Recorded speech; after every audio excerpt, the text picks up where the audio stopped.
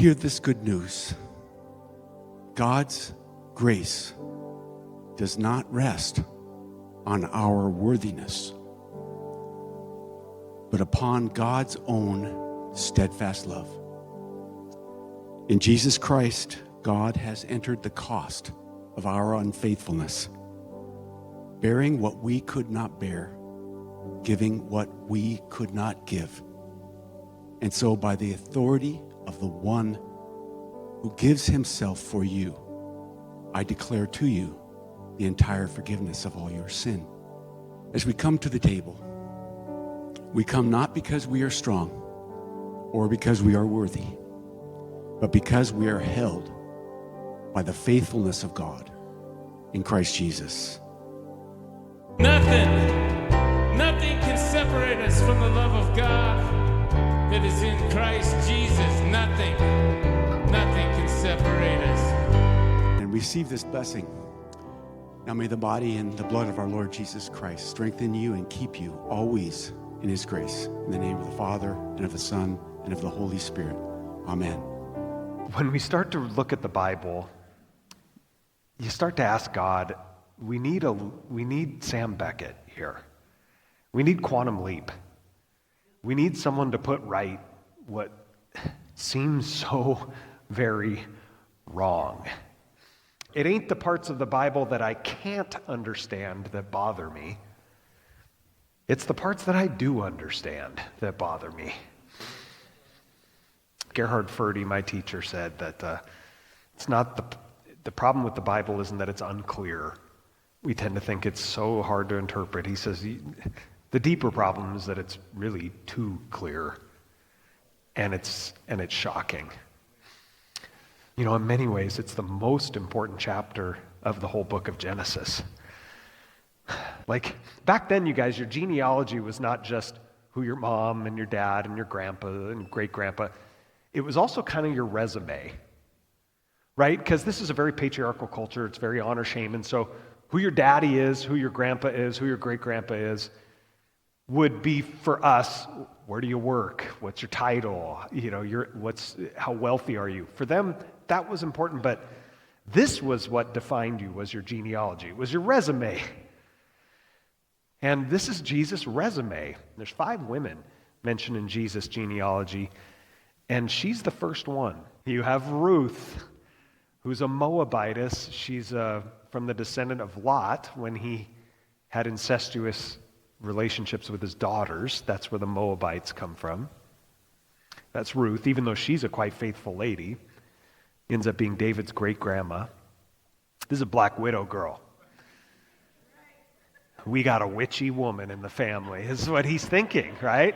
Quote the Eagles, witchy woman. She's killing off his sons, but secretly inside, he thinks she's a murderer. There's something wicked about her. And what you're going to find out is he not just suspects this, it also harbors terrible, terrible feelings in his heart about her.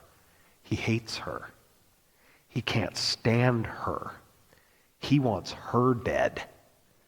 And she is like the paragon of evil to him. And he just harbors these horrific, bitter, nasty feelings about her. And it's due to the fact that Judah is a terrible father.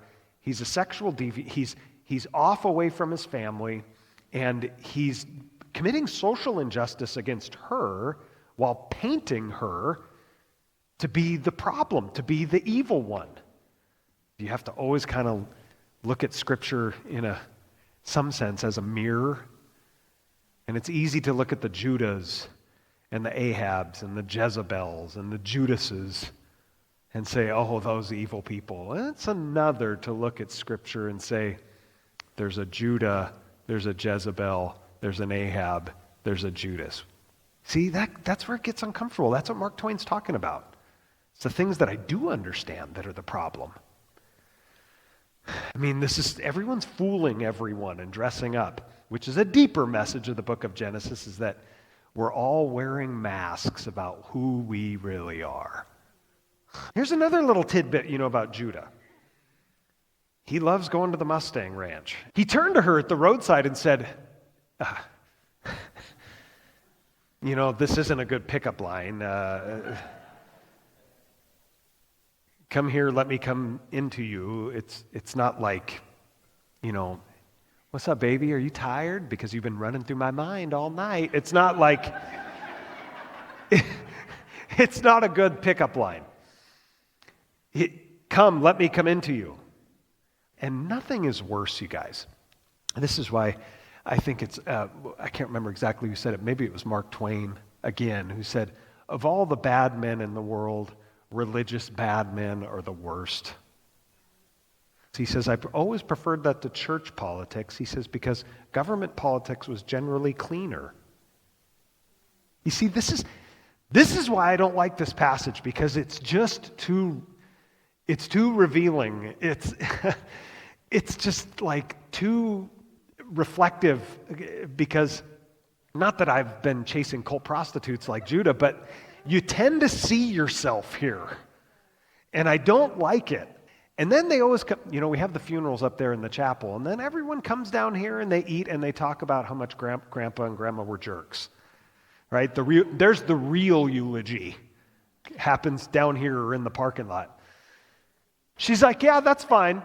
But let me show you a little something. The guy who did that, here's his wallet. Dude, what do you think? Like, this is a mic drop? Please identify. She's not just saying, do you recognize your wallet? Although that's there. She's saying, do you recognize the person that you have become? It's way deeper. Do you see who you really are, Judah? Hakarna, do you recognize yourself? You guys, this almost brings me to tears. God's problem with us, we don't recognize who we are. We want to think of ourselves with a different image. It's all about appearing to be righteous rather than being so. This is why I am where I am and why I am, and my children are the way they are. It's me. It's me. It's my own fault, my own grievous fault. I can't blame her for all my family problems. I can't blame her. I can't blame him. I can't blame my teacher. I can't blame my parents. I can't blame my coach. I can't blame the police. I can't blame It's me. C.S. Lewis said, confession, repentance, is laying your heart bare before God with no excuses in remainder, with nothing held back. It's like no one else to point the finger at. What has happened here with Judah? He's had a breakthrough. More importantly, you know who really had the breakthrough here? You're going to say Tamar. No. You know who really had the breakthrough? Who really broke through here? God. God broke through. And you know what God does? He doesn't fix it, he uses it. Your real story is going to go through the cross, which is our hope, our peace, and our joy, where God incarnate takes all the punishment and all the pain and all the suffering and all the betrayal and all the craps of the Judahs and the Dans and the Mikes and the Kims and all of us. Your sin is forgiven because of him. It's all on him.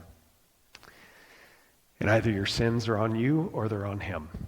And the Bible says when you trust in Christ, they're on him. So they're not on you anymore. That's so awesome. From this broken line comes the Lion of the tribe of Judah. God writes straight with crooked lines. Your chapter 38 does not disqualify you. So stop condemning others while hiding your own sin.